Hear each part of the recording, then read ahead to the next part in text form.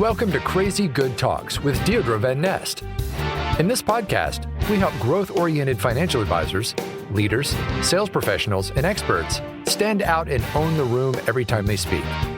Deirdre will empower you to grab and keep the attention of any audience, live or virtual, make emotional connections with your listeners, and inspire them to take action. Join us on this journey where Deirdre will empower you to become a more confident presenter and knock it out of the park when you speak. Delivering a crazy good talk is crazy good, but having no one at your talks is crazy bad. Welcome back to the Crazy Good Talks podcast.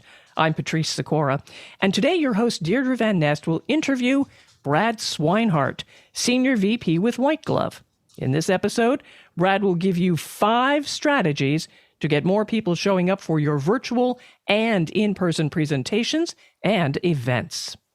Brad, I am super excited to have you here, but I got to start with an apology. This is not a great way to start something. I got to apologize. I'm interested. Tell me. Yeah. Okay. I did promise you'd be the first guest on my podcast. It's true. I remember that. Do you recall that conversation? I remember. Yeah.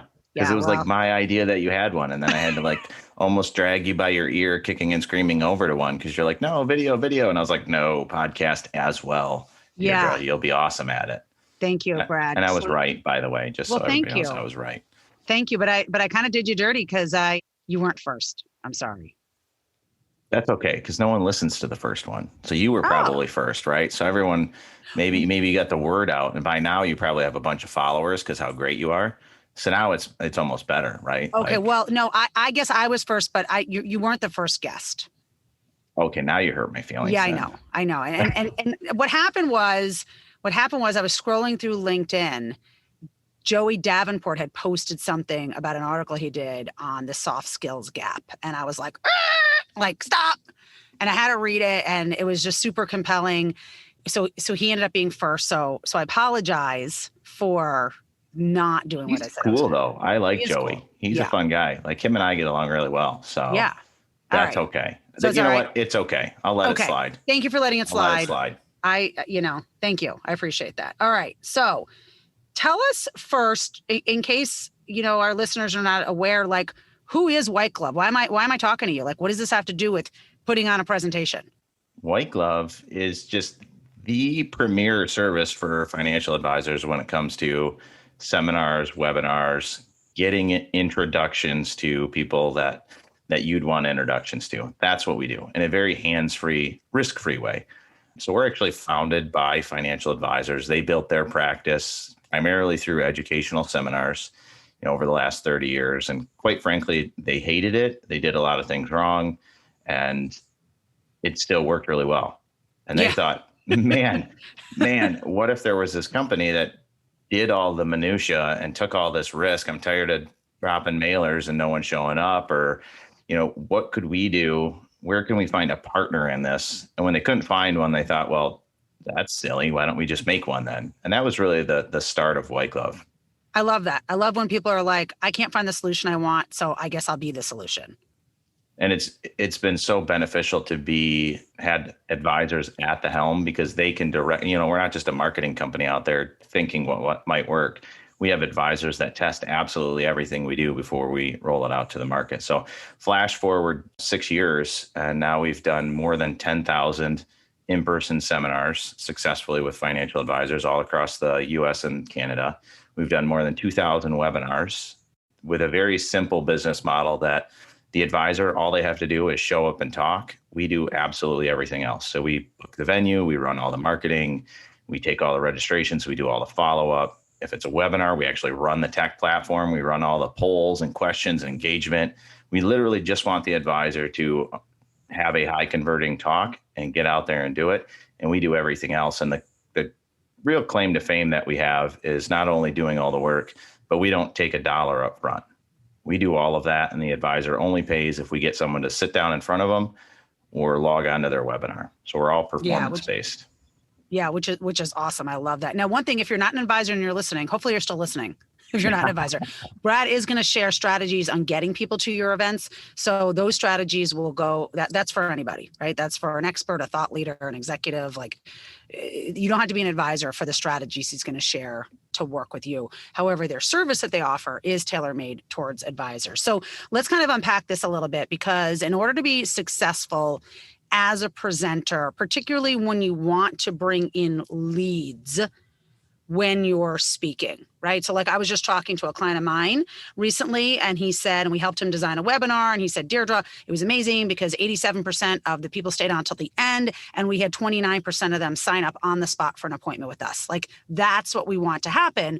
And at Crazy Good Talks, our specialty and our expertise lies in teaching advisors and executives and thought leaders, experts, right? How to craft their messages, how to weave their words, craft their messages so that you have an engaging presentation, and so that you make an offer that people will take action on without sounding like a used car salesman. So that's our strategy.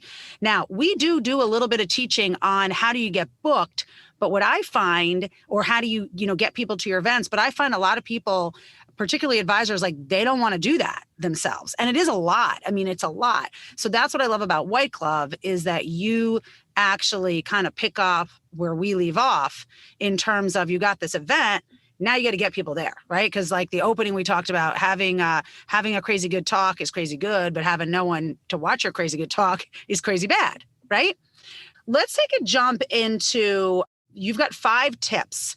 What are 5 strategies advisors and other professionals can use to get more people to attend their events? And you tell me, Brad, if you want to make a delineation between a virtual event or an in-person event. I'm guessing they're probably similar, and you can use these strategies in either situation.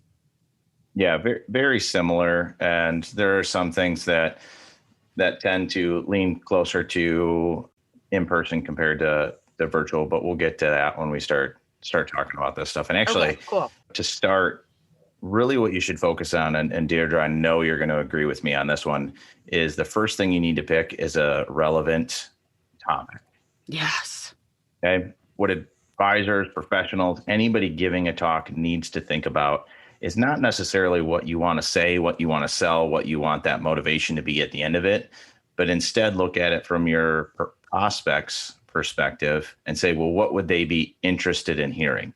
And, in the financial industry, we ran into this 3 or 4 years ago. WhiteGlove came out with a taxes and retirement presentation, and it was amazing from a marketing standpoint, from an attendance standpoint. It was bringing in very highly affluent people, and advisors were struggling. They didn't want to talk about it. And they just said, hey, I'm not a CPA. I don't want to talk about taxes.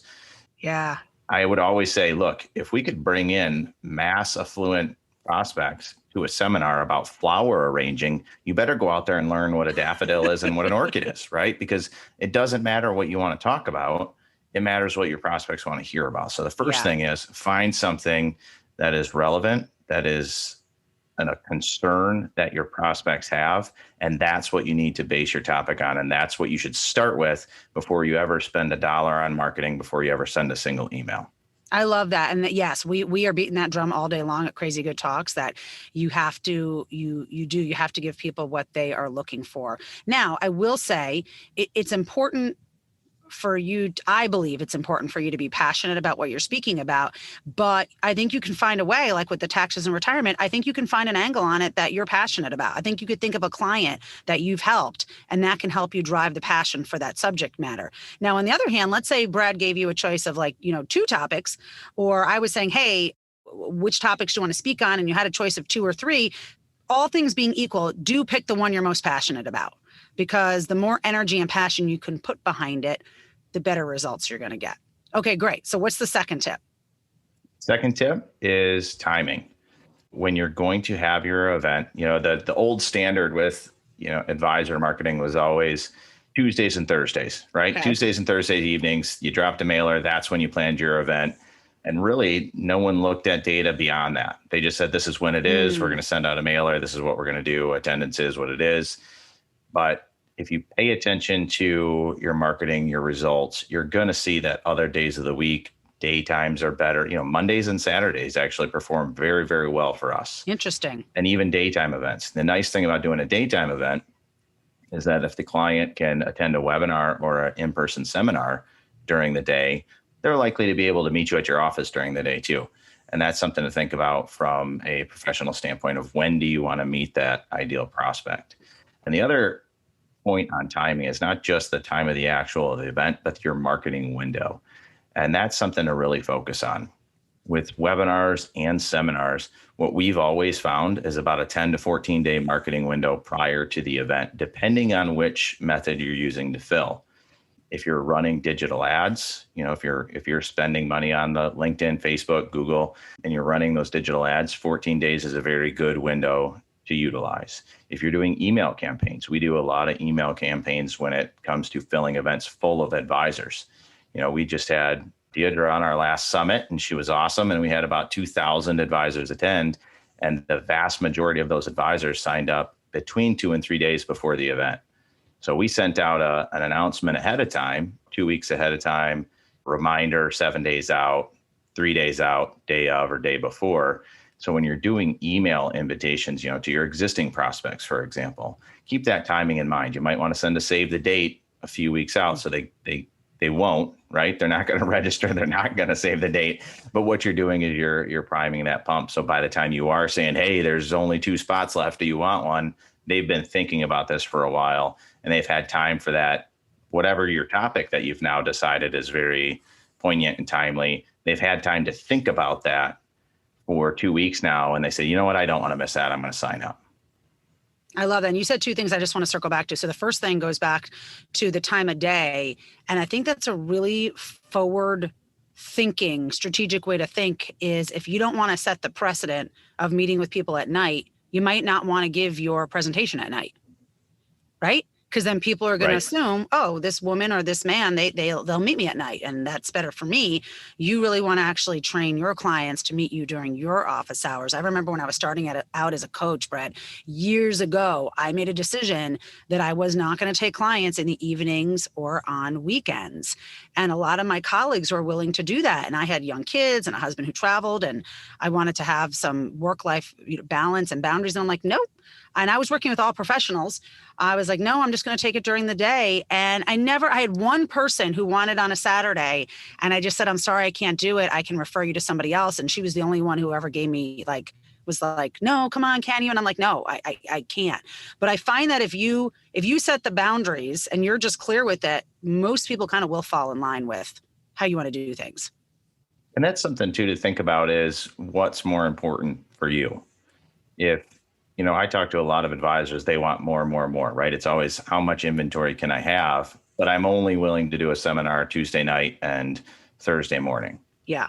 Well, there's plenty of people that have bowling league Tuesday night and they have book club Thursday morning, and they'll never be able to make it to those 2 dates, right? That's another thing. Always have 2 options on there, but that's tip number 6. Okay.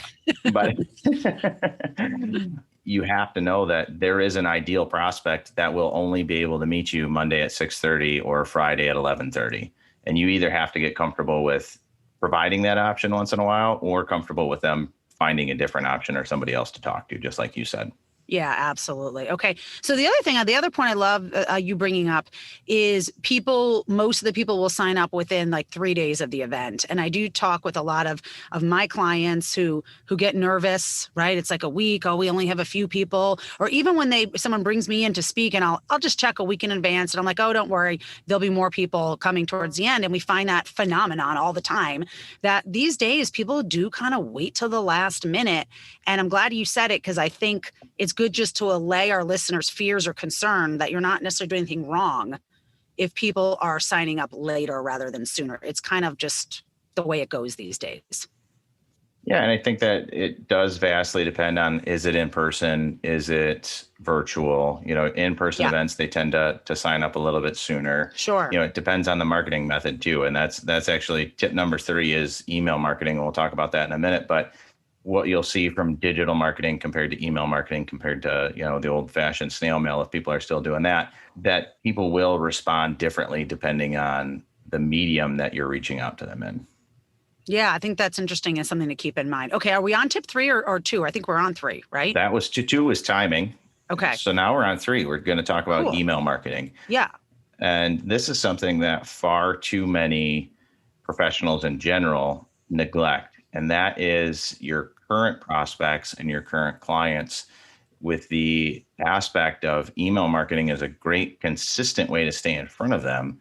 But when you offer them something of value, tip number one, relevant topic, when you offer them something of value that allow them to invite friends, allow them to attend, and don't give up on those prospects that haven't converted yet. Far too often we fill a seminar with 40 people, or 40 people register, 20 people attend, they book 10 appointments. 2 of those people become clients right away.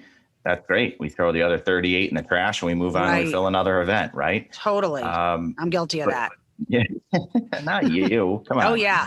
Come on. I'll say I have a lot of work, a lot of room to grow. Let's put it that way. When it comes to the whole email marketing, yes, I do. And that's an area that we're looking at, but yes, so I can relate. So keep going. So there's absolute gold in those prospects that you've already procured from somewhere else, if you stay in front of them with value on a regular basis. If you just if you haven't talked to them in a year and then you hit them with an email inviting them to an event, that's a pretty cold approach, and you might still actually get results from that if the topic is enticing enough, right? But if you stay in front of those people with value on a regular basis, then when you invite them to an event, then it's just a natural progression of that relationship. And you're asking them to take that next step. You've already led with value. You're providing them constant communication, whether they read it or not. And surprise, surprise, industry average open rates are like 20%. So that means if you got 100 contacts, 20 of them are going to read this newsletter, and it's not going to be the same 20 that read the next one. So what you have to do is be consistent, and that will help increase your marketability and effectiveness of email campaigns. Yeah, no, that's great. One of the things that I think people don't understand, particularly when it comes to the virtual world, because most people are new, right, to holding events online, is the registration rate versus like the attendance rate. So tell me what you're finding in your world. How many X amount of people show up, and what percentage are you finding typically show up? We see about 40 to 50% attendance based on registrations. Okay. So people need to, no, that's actually good. It's not that too far off from in-person for us. Yeah. So, and we'll actually get to, that's my last tip. You'd like to jump ahead here, but that's my last tip. I didn't even know what your tips are. So well, I know. Yeah, this is amazing. I like to keep them a secret. This is all secret stuff that we're sharing. I mean, this is just between you and I, right? Where this isn't going to get shared out anywhere, is it? Oh, yeah. Well, I told you I wouldn't lie to you again. Well, I'm going to share just a couple of people. Is that okay? Yeah, just a couple. I'm sorry that I keep stealing your thunder. Like, we must have this, mental telepathy going, because I didn't know. We've always had that, though. Yeah, like, I get up on stage, I start saying something, and then you're just like cheering in the background while no one else is paying attention. And then whatever else you do, I'm always thinking like, is anybody paying? This girl everyone pays attention to you, but I'm always like, she's totally spot on. She gets it, right? That's why you and I have always been best friends, because you're just another person in the industry that gets it. So this is true. Okay, so let's go to number 4 then. 4 is very tactical. So there's a lot of options out there when it comes to digital marketing, and something that a lot of people use and that a lot of professionals kind of get duped into using is there's an option on Facebook when you run ads. You have the contacts that are engaging with that ad have their contact information auto-populate, and they can hit submit. Now, what this does is makes it very, very easy for people to register for your event, which sounds great, right? Oh man, let's just make it easy. I mean, you put those bars low, you want that easy. What ends up happening is that barrier of entry is so low that there's no engagement. Oh. People just see the ad and it says register, they click the button and they're done. They don't even need to take time to read it. They don't need to there's no segue to another page that they get to read additional information. So be very careful whether you're doing it yourself or you're hiring another company of how they take those registrations. Because what we found, and we tested this pretty robustly in the past, is that registration numbers skyrocket, but attendance numbers greatly diminish. Like those registrations aren't even worth us taking. So we don't do that at all. We bring everybody outside of the platform to their very own landing page for each event. And then there's all sorts of other additional benefits for that, but I'm going to pause. Okay, let me just ask, just so I'm clear on this. So I'm on Facebook, I'm scrolling through, an ad pops up for the taxes and retirement webinar, right? Mm-hmm. So then there's a button that says register. So Mm-hmm. I'm like, yeah, I'm kind of interested in that. It's Sunday at 2:00 today, Sunday at 2:00. That catches my attention and I'm interested, right? Yep. So I click register and then it auto populates with all my information because Facebook has my information. That's right. And then that's it. Then you hit submit and you're done. And by the time Thursday at 10 a.m. rolls around, I don't even remember Sunday at 2 because the whole week has gone by. And that thing is just out of my brain. And then I'm getting some weird emails. And I'm like, well, who's this dude emailing me? And what do you do with those? That's what you're talking about. And it sounds counterintuitive, but you need a barrier of entry. I love this. You need a barrier of entry. And as silly as it sounds, with them having to go to another web page, physically type in all their information, maybe even answer a question or two, that increases that stickiness tenfold. I mean, that's their commitment. Yes. That is their commitment. So let me give you an example or something that we did. I feel like this is like back in the day when we were in person. So this is a long time ago. I don't remember the last time you and I were hanging out in person. When was that? Is this what we're talking about? Is this a story? Yeah. Yeah. I mean, just like when we were doing anything in person, right? My clients would have resource sheets and they'd hand out the resource sheet. And then that's when a prospect could, check the box that they want to have a strategy session with the presenter.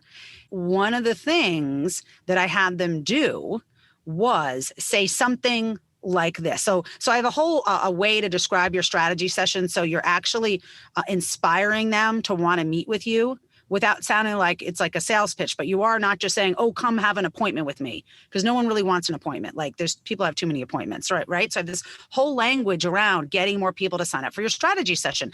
And part of it went something like this. So they're walking them through the resource sheet and they'll say, okay, so, checkbox number 2, and then down below, put your name, your email, and your phone number, whatever information you needed. And then they'd say something like this.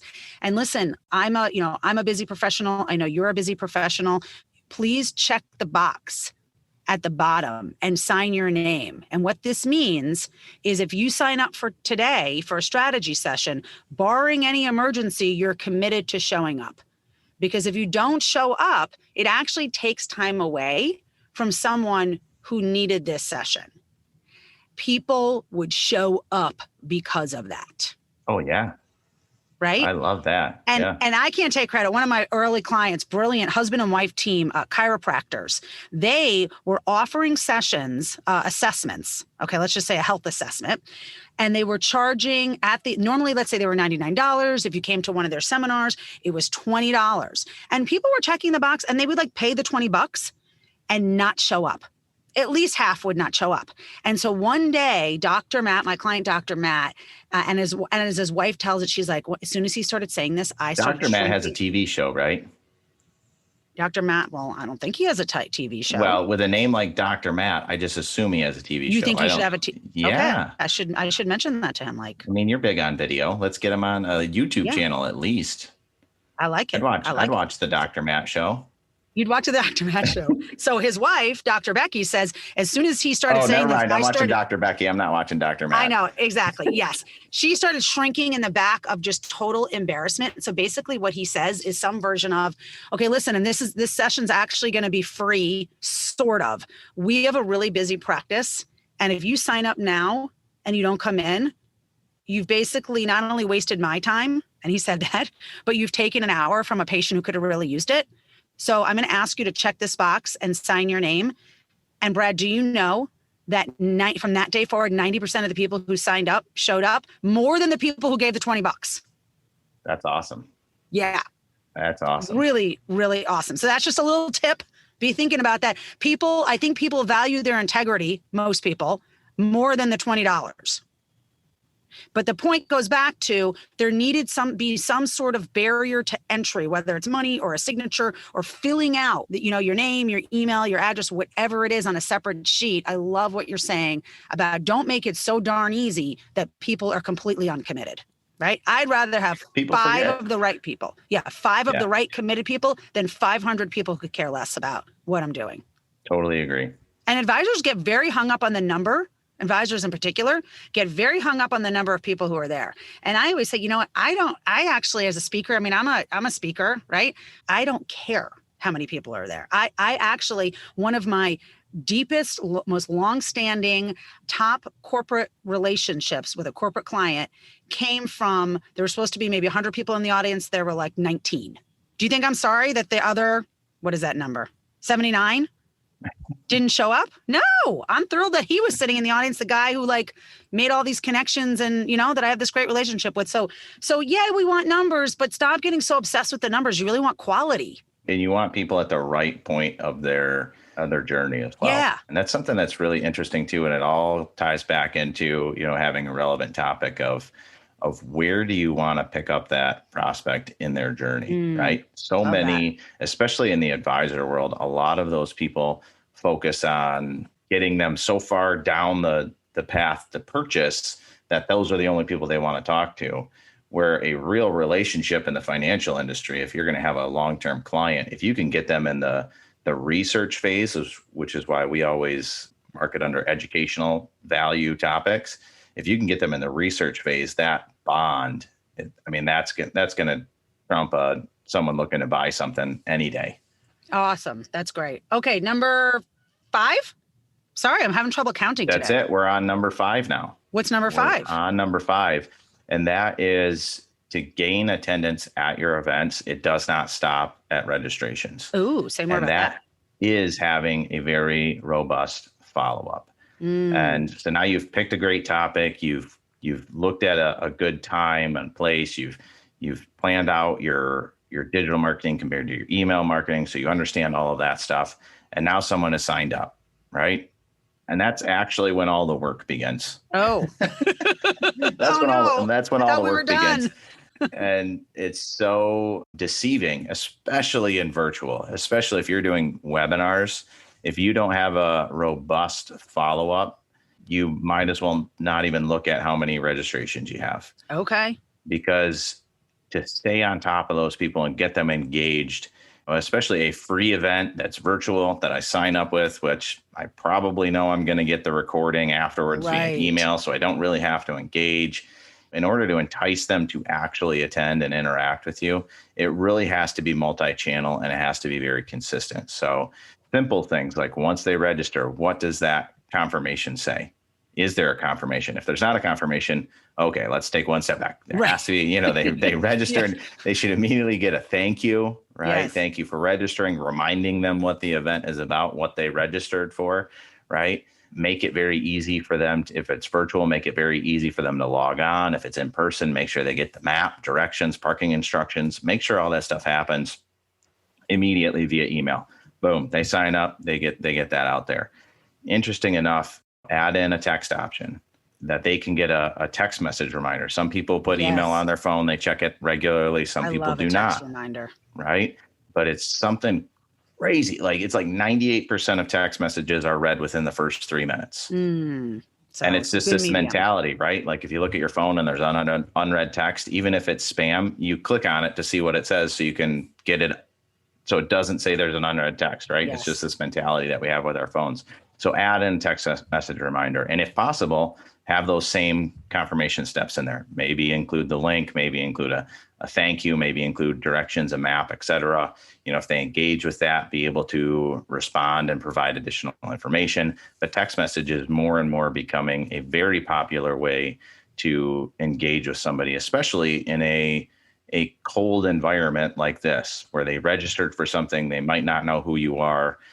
You don't want to talk to somebody right away that, the worst thing that can happen is when you sign up for a quote for auto insurance and all of a sudden you get 6 phone calls, right, from different insurance carriers. Yep. And you're like, just stop calling me, right? But there is a science to it. First email, immediately confirmation, text message is great. Have a very nice human being call those people, make sure that they don't have any questions, encourage them to come, calm any additional fears. This isn't going to be a sales pitch.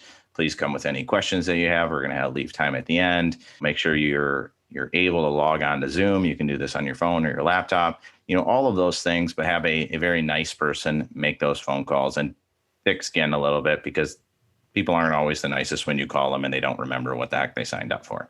That's so true. So you got email, you got text, and you got phone calls. And email is one of those things that just have a cadence in place, right? Thank them, remind them. Don't forget it's coming up tomorrow. And by the way, here's your directions, here's your login information, day of. So have that all in place before you ever take a Signal registration. If you're not prepared to handle a very robust follow-up, then don't spend $1 on marketing and getting registrations, especially in the virtual environment. You have to be able to follow up with those registrations and convert them into attendees, because that's where the real work comes in, is dragging a registration into an actual event. Yeah, no, and I love that, because there's so much about this that it's a whole package. Like, if you're not going to do this piece, then don't even do it. So, for so many years, I would see advisors spending a lot of money on mailers, but they can't communicate their value and their ideas in a way that engages people and inspires them to take action. And it's like, don't have an event if you're not able to present the ideas well, right? And it's the same kind of thing. Like, don't have the event if you're not going to invest in the follow-up, right? Or, right. Either yourself or hiring a company like WhiteGlove to do that for you.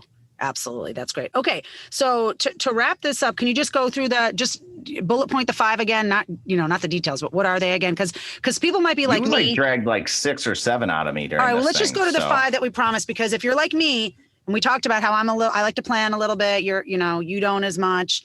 I'm going to want the list again to make sure I got everything in case I missed it. That would bug me. Quick hit list. So first and foremost, come up with a relevant topic that your ideal prospect will care about. Worry less about what you want to say, more about what they need to hear. Yeah. Second, timing. Timing is everything, not only for your event, when your prospects want to meet with you, but also during your marketing campaigns. Space that out accordingly and pay attention to the prospects that can meet you at certain times, and be comfortable with either offering more times or not optimizing the inventory in your area. 3, email. It's a great way to do it if you have a strong call to action with that valuable topic. Don't let those prospects or even current clients in your database grow cold. But the only way to have an effective email campaign is to provide ongoing nurturing and real value on a consistent basis. Hitting them out of the blue isn't going to cut it. 4th, don't use autofill on Facebook, but just in general, have a barrier of entry. It's far too easy to fall in the trap of the easiest way to get someone to sign up is the best, and just switch your thinking on that just a little bit. And finally, don't spend $1 on marketing. Don't send a single email unless you are prepared to have a very robust follow-up once you get those registrations. Registrations are almost worthless. What you care about is attendees, and you care about that ultimate appointment. So don't worry. Just like Deirdre said, don't get hung up on the registration numbers, because those are irrelevant. So have a very robust follow-up process and be prepared to do that. That work is what takes someone from an ad to an event, is that work after they've registered. No, that is so great. That is absolutely great. And this, when I'm listening to you, I'm thinking all of this would apply to in-person and virtual events. Is there something I'm missing? Is there a nuance there where no, that step doesn't work, or is it for both? Absolutely for both. Okay. Awesome. Great. Well, thank you. And I think, it works for any professional. Would you not agree? Totally agree. Yeah. Yeah. But now the lucky professionals are the financial service professionals, because they can actually work with you and have you do this for them.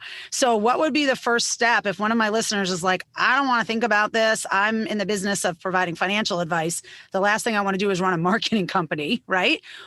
How do you want them to reach out to you? What's a good first step? It's the easiest thing in the world. Just go to whiteglove.com and just click on the form there. Come talk to us, and we will look at a marketing plan for you. But we really specialize in everything that we've talked about today. But more importantly, all we want advisors to do, or estate planners or CPAs, all we want you guys to be able to do is focus on talking to prospects and meeting with your clients. We will handle everything else. It's great. It's great. Well, great. Well, thank you for being here today. I'm sorry it's, a few months later than I had thought, but I'm guess like 4 or 5 now, just way down the line. No. Come on. Okay, you are 4. Oh, I was just kidding. I thought for sure you'd be able to come back and be like, no, just second guest for sure. I don't know how that happened. I'm going to blame that on Patrice. Whoa. Wait a minute. Patrice does no wrong. I know that. I know Patrice does no wrong. All right, I can't blame it on her. You won't get away with that with me. I don't know what happened. I take it back, Patrice. I'm sorry. To me or to Brad? You never have to apologize to me. We're too much fun. Oh, well, I already apologized to you, Patrice. I'm apologizing to Brad again. I'm just looking for it again. That's all. I'm apologizing to everybody today. You know what? I'm sorry, Patrice, for bringing Deirdre into your life. So, on the contrary, this was a fantastic podcast. And we do have to talk about a blooper reel. A blooper reel is great. Everything Deirdre does is gold, though. So there is no bloopers. It's all just fun.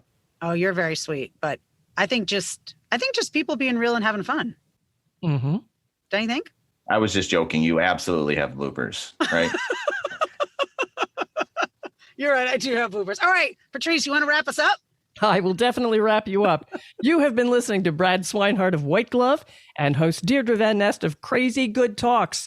They can teach you how to bring in an audience and how to grab and inspire them. Subscribe to this podcast for more of Deirdre's tidbits and great insights. And please, of course, comment and like. Thank you for listening to the Crazy Good Talks podcast. Click the subscribe button below to be notified when new episodes become available. The information covered in this podcast represents the views and opinions of the guest and does not necessarily represent the views or opinions of Accelerated Performance, LLC. The content has been made available for informational and educational purposes only.